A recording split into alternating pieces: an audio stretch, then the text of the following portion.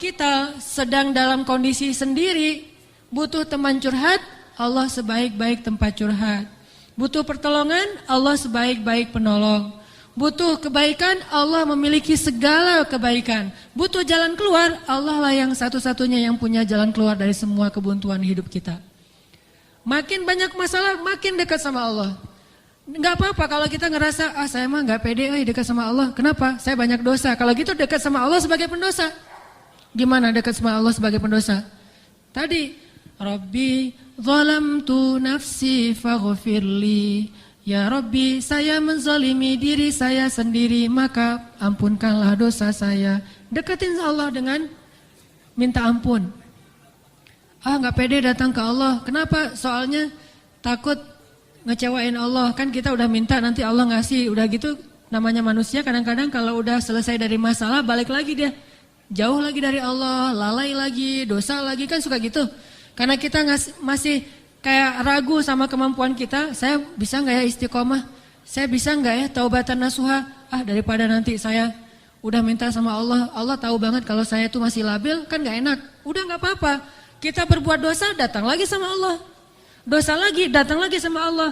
Kapan sih Allah pernah putus asa mengampuni dosa hambanya? Yang ada itu adalah hambanya putus asa minta ampun kepada Allah. Allah mah gak pernah putus asa. Gak ada kalimat satupun di Al-Quran dan hadis Allah bilang gini, saya gak akan ngampunin dosa kamu lagi. Kenapa? Udah 3 kali saya ampunin, kamu ulangi. Gak pernah Allah ngomong kayak gitu. Baik di Al-Quran gak pernah, di hadis gak ada. Baik hadis Nabi gak ada, hadis Qudsi juga gak ada. Gak ada cerita Allah itu ketika kita datang pertama, ya diampunin. Datang kedua, udah deh.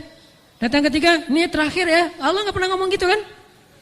Pas yang keempat, tidak ada maaf bagimu. Gak ada Allah ngomong kayak gitu.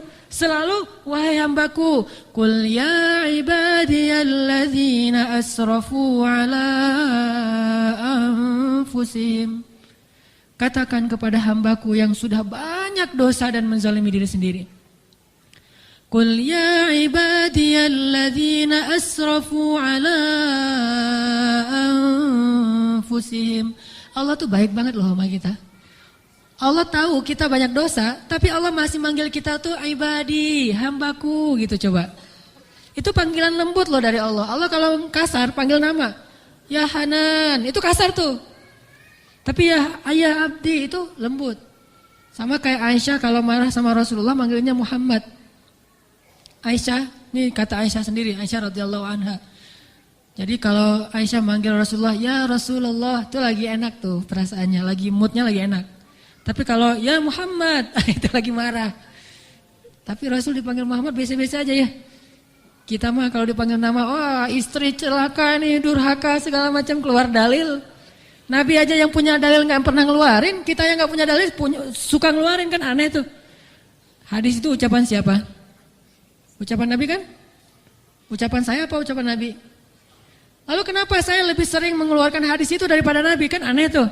Nabi aja yang ucapan beliau sendiri, hadis beliau sendiri, gak pernah ngeluarin hadis-hadis tentang istri harus kayak gini untuk ngedidik istrinya supaya istrinya tunduk. Enggak. Nabi mah ngeluarkan hadis itu kepada kaum muslimah dalam suasana yang nyaman. Tapi kalau lagi marah gak mau pakai hadis. Gak mau pakai ayat. Kita kalau lagi marah, ayat hadis keluar semua tuh. Jadi taklim kita itu bahan untuk marah gitu. Kalau lagi marah ntar saya keluarin nih ayat-ayat yang kemarin saya dengar di taklim.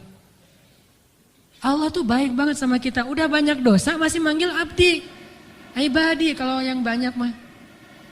Qul ya ibadiyalladzina asrafu ala anfusihim. Katakan kepada hamba-hambaku. Sama kayak ibu manggil ya Bunayya, wahai anakku, anakku. Udah sering ngecewain ibunya, masih dipanggil anakku, enggak dipanggil nama. Saking maha baiknya Allah kepada hamba. Katakan kepada hamba-hambaku yang melampaui batas. Arti melampaui batas berarti dosanya tuh udah enggak kehitung, udah banyak banget. Dia buat zina, dia membunuh, dia minum khamar, kalau sekarang narkoba, dia pokoknya durhaka, ninggalin sholat, semuanya dia lakukan, termasuk perdukunan, syirik. Tapi Allah masih bilang, Qul ya ibadiyalladzina asrafu ala anfusihim. Apa pesannya? La taqnatu min rahmatillah. Jangan putus asa minta ampun sama Allah. Coba, gak pernah Allah putus asa ngampunin kita. Yang ada kita putus asa minta ampun sama Allah. La taqnatu min rahmatillah. Jangan putus asa minta ampun sama Allah. Innallaha yaghfirudz dzunuba jami'a. Allah mengampuni dosa semuanya. Semua dosa diampuni. Tapi saya Allah pernah syirik. Innallaha yaghfirudz dzunuba jami'a. Saya pernah berzina ya Allah. Yaghfirudz dzunuba jami'a. Saya pernah durhaka sama orang tua ya Allah. Yaghfirudz dzunuba jami'a. Saya pernah minum khamar, saya pengedar narkoba ya Allah. Yaghfirudz dzunuba jami'a. Saya pernah mencuri hak orang lain ya Allah. Yaghfirudz dzunuba jami'a. Semuanya diampuni. Memangnya ada tempat lagi bagi kita untuk lari dan berserah diri kecuali kepada Allah? Kalau kita punya masalah, adakah tempat yang lebih baik bagi kita untuk datang curhat dan mengungkapkan semua masalah kita daripada Allah? Makanya Musa tahu hal itu. Dia labil memang, dia anak muda dan itu wajar. Tapi dia tahu dan yakin satu kebaikan.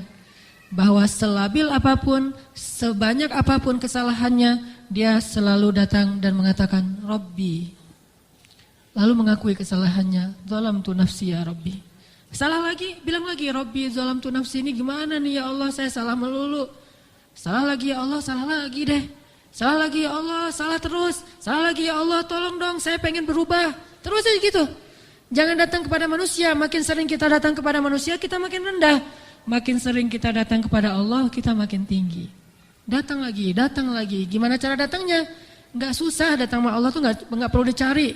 Gak ada cerita, Allah lagi lowbat, gak ada. Kalau manusia kita japri, kita telepon lagi lowbat, dia nggak akan. Atau lagi enak-enak telepon, tiba-tiba mati teleponnya.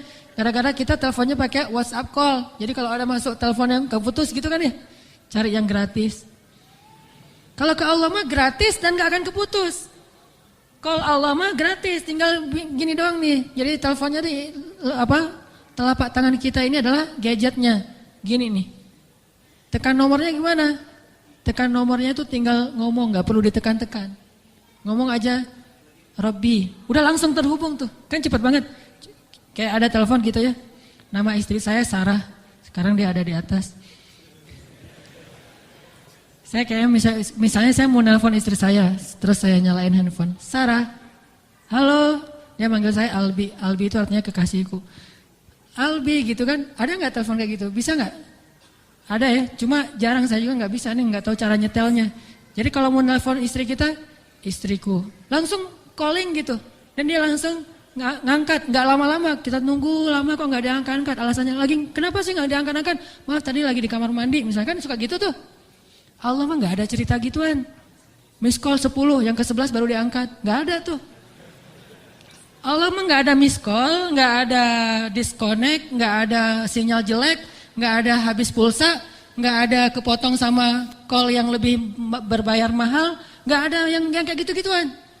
Kalau Allah mah tinggal bilang, Rabbi, ya abdi, labbaik ya abdi, aku terima apa yang kamu butuhkan ya abdi, sebutin gitu. Allah tuh gitu, cuma kitanya gak mendengar dengan lisan, dengan telinga. Kita harus mendengar itu dengan hati kita. Kalau kita yakin, ana inda dhanni abdi bi, aku tergantung yakinnya hambaku, prasangka hambaku, gimana perasaan hambaku. Kalau kalian yakin aku mendengar dan mengijabah, aku pasti mendengar dan mengijabah. Kan gampang, Allah mah tergantung kita ya. Jadi jangan salahin Allah, Allah aja bilang tergantung kita. Kalau kita ngerasa doa kita gak diijabah, jangan salahin Allah, kok Allah gak ngijabah. Salahin diri kita, kenapa kita gak yakin Allah mengijabah.